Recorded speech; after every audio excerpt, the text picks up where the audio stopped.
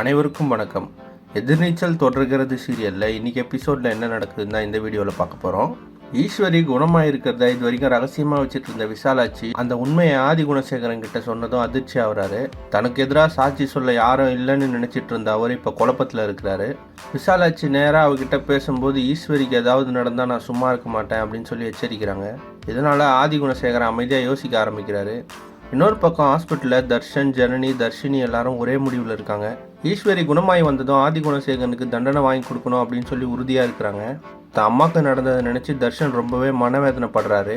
இந்த நேரத்தில் டாக்டர் வந்து ஈஸ்வரி முழுமையாக குணமாயிட்டாங்க அப்படின்னு சொல்லி சொல்கிறாரு. இதை கேட்டதும் எல்லாரும் ரொம்ப மகிழ்ச்சியோடு காத்துட்டு இருக்கிறாங்க. கொஞ்ச நேரத்தில் ஈஸ்வரி வெளியே வராங்க. அவரை பார்த்ததும் தர்ஷினி ஓடி வந்து கட்டி பிடிக்கிறாங்க. அதுக்கப்புறம் ரேணுகா, நந்தினி, ஜனனி எல்லாரும் அவங்கள உணர்ச்சியோட கட்டி பிடிக்கிறாங்க.